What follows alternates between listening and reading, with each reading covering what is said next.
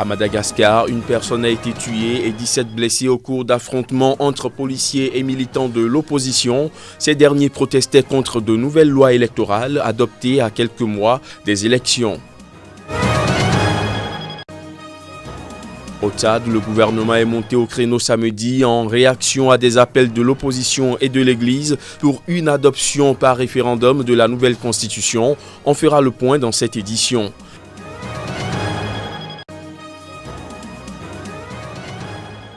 Et puis au Niger, les autorités ont lancé des distributions gratuites et des ventes à bas prix de vivres au profit de plusieurs milliers de paysans, une manière de soutenir ces paysans frappés par de mauvaises récoltes.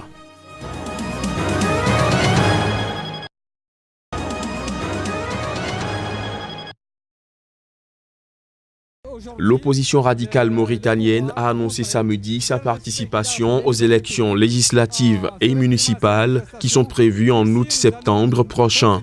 Selon Mohamed Ould Mouloud, son parti, le FNDU, n'entend pas rester en marge d'un processus électoral qui doit conduire à une alternance politique. La quasi-totalité de l'opposition radicale a boycotté les dernières élections organisées en 2013 et qui ont été largement remportées par le pouvoir.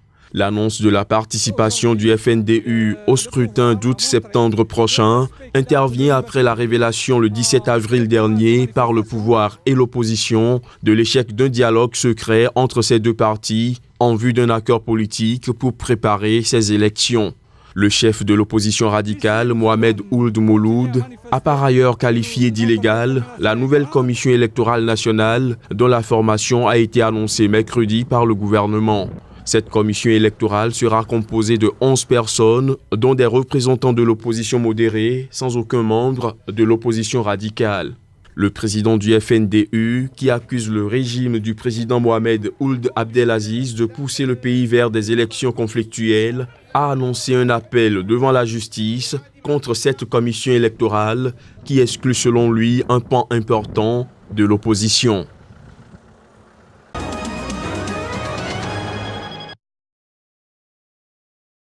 Pour justifier ce meeting, ils invoquent le règlement intérieur de l'Assemblée nationale qui recommande aux élus de rendre compte à leur électorat à la fin d'une session parlementaire. Mais les autorités ne l'entendent pas de cette oreille. Cette semaine, le préfet de police de la capitale et le chef de région ont estimé qu'il s'agissait d'un acte de déstabilisation. Cette manifestation est illégale et sera réprimée. Nous procéderons à des arrestations si nécessaire, ont-ils prévenu. L'opposition malgache brandit, elle, une autorisation délivrée par la commune urbaine d'Antananarivo, dirigée par l'épouse de l'ex-président Ravalomanana. Jeudi, les représentants des deux partis ont fait le tour des chancelleries américaines, françaises et européennes dans l'espoir de trouver un appui. Ils ont également dénoncé une tentative de la part du régime de museler l'opposition ainsi qu'une volonté de décrédibiliser la manifestation. Vendredi déjà, des rumeurs circulaient sur le recrutement de fauteurs de troubles. La Haute Cour constitutionnelle vient de son côté de commencer le contrôle de constitutionnalité de ces lois votées sur fond de suspicion de corruption. Le verdict est attendu d'ici 2 à 3 semaines. Si les lois sont validées comme telles par la Haute Cour constitutionnelle, Marc Ravalomanana et André Rajoelina pourraient ne pas pouvoir participer à l'élection présidentielle prévue à la fin de l'année. Si elles sont invalidées, le gouvernement devra alors décider de revenir à l'ancien code électoral ou à un nouveau vote des lois électorales.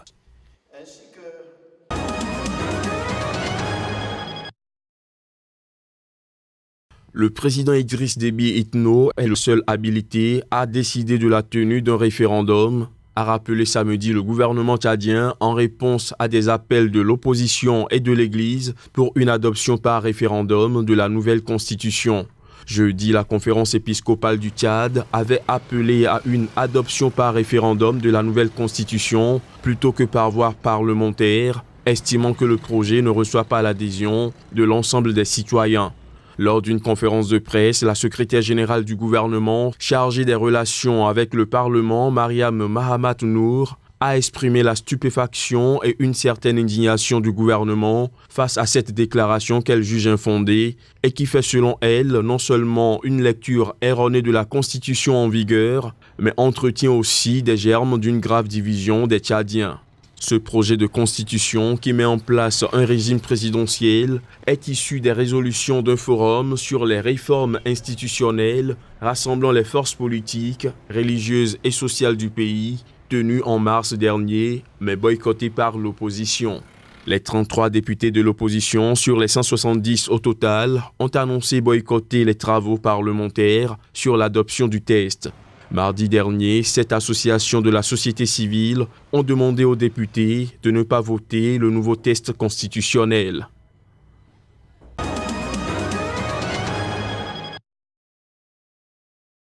La récente attaque contre le camp de Barkhane et de la MINUSMA a été conduite, rapporte le groupe de soutien à l'islam et aux musulmans, le GSIM, par une poignée de candidats au martyrs et un groupe d'infiltrés. Une annonce faite par un communiqué de revendication publié sur les réseaux sociaux et reçu par l'agence privée mauritanienne ANI et le Centre américain de surveillance des sites djihadistes SITE. Le GSIM ne donne pas d'autres indications sur le nombre d'assaillants alors que l'état-major français avait fait état d'au moins 15 tués dans leur rang. Le mouvement djihadiste ajoute que l'attaque de Tombouctou a été lancée en représailles à des raids de Barkhane. Ces deux raids aériens menés fin mars et début avril par la force française au Sahel ont éliminé en martyrs, selon le communiqué de GSIM, 3 éléments du groupe djihadiste, dont 2 cadres importants.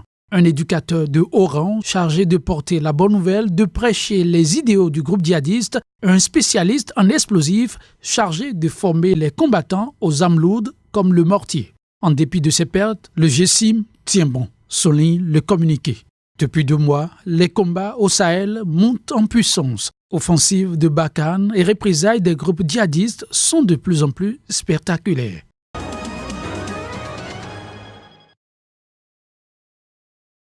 Un seul point est inscrit à l'ordre du jour de la 3e réunion des experts du Conseil de l'Entente qui se sont réunis dans la capitale togolaise du 17 au 19 avril dernier pour discuter de la sécurité.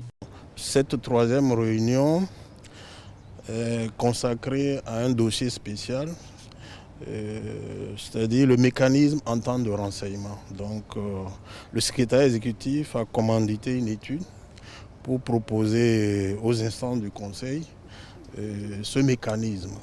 Cette réunion des experts du Conseil de l'Entente s'est tenue en prélude à la rencontre des ministres de la Sécurité et des Frontières de cette institution qui a lieu à Lomé ce 20 avril. À l'heure où la menace terroriste devient un phénomène planétaire, les pays de l'espace du Conseil de l'Entente ne sont pas épargnés.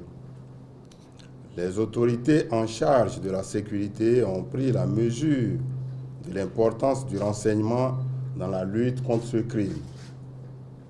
C'est dire que le renseignement est au cœur des actions de lutte contre le terrorisme ainsi que les autres crimes transnationaux organisés qui menacent la sécurité et la stabilité des pays de la sous-région. Messieurs les experts, vous vous souvenez qu'au cours de nos 2 précédentes réunions, l'accent a été mis sur la nécessité d'un renforcement de la coopération sécuritaire entre nos pays du Conseil de l'Entente, compte tenu du niveau et de la complexité des menaces sécuritaires actuelles. À cet égard, l'option stratégique privilégiée par notre organisation commune est la prévention. Le Conseil de l'Entente, la plus vieille institution ouest-africaine, après 2 réformes dont la dernière survenue en 2011, se fait de plus en plus remarquer à travers ses projets.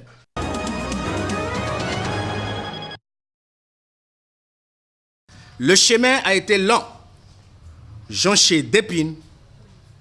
L'accouchement n'a pas été facile, mais le bébé est aujourd'hui né avec les dents.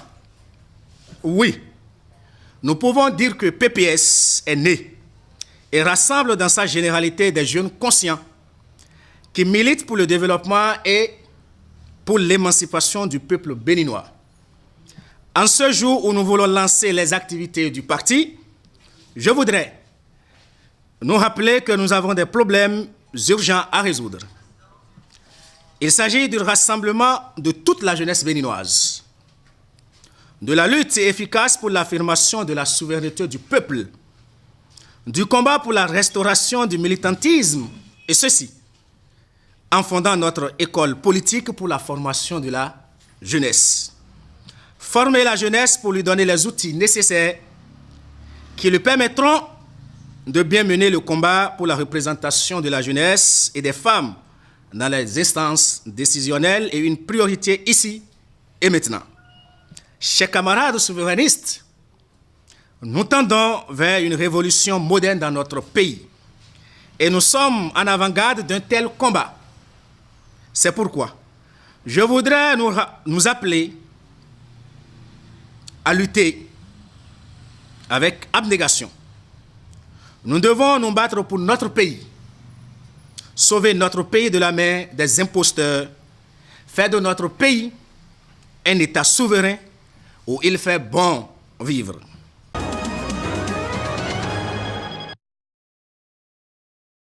Doté d'une cagnotte de 200 milliards de francs CFA, le plan de soutien aux populations vulnérables lancé au Niger comprend des distributions gratuites de 50 000 tonnes de céréales dans le mil. Ces distributions sont déjà en cours dans certaines zones du sud du pays et au nord de Niamey où les paysans vivent une disette sévère. De plus, dans le cadre de ce plan de soutien aux populations vulnérables, quelques 80 000 tonnes de vivres seront vendues à des prix largement inférieurs à ceux du marché. Il s'agit précisément d'une vente promotionnelle commencée en février dans certaines contrées très affectées, en attendant le plus important tonnage qui sera mis en vente entre juin et septembre, une période considérée comme étant celle de la soudure et pendant laquelle les greniers sont généralement vides au Niger. Pays très sec de 20 millions d'habitants, le Niger est souvent frappé par de graves crises alimentaires, principalement dues à la sécheresse. Contre toute attente cette année, les récoltes sont compromises dans plusieurs villes à cause des inondations qui ont fait 54 morts et près de 200 000 sinistrés entre juin et septembre 2017 selon les Nations Unies.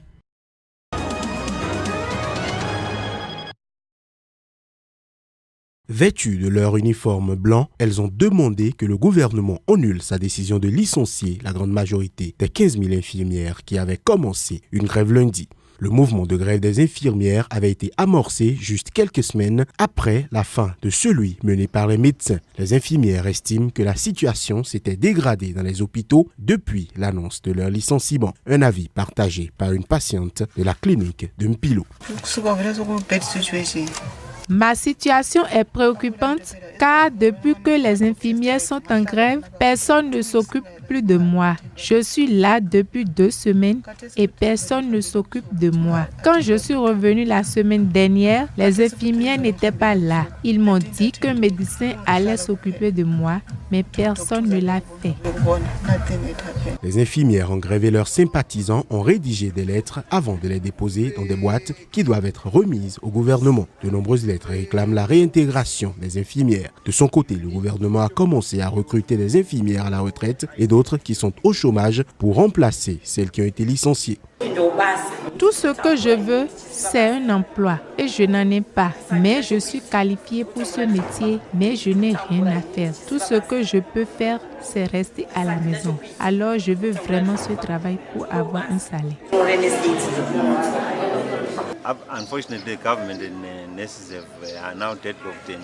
Malheureusement, les infirmières et le gouvernement sont dans une impasse. Et les infirmières sont tristes d'avoir été licenciées par le gouvernement. Ici, la situation à l'hôpital est stable. Nous n'avons pas à déplorer un nombre élevé de décès et tout est sous contrôle. Et nous avons commencé à recruter des infirmières au chômage en suivant les instructions du gouvernement. Nous recrutons aussi des infirmières à la retraite qui ont moins de 70 ans.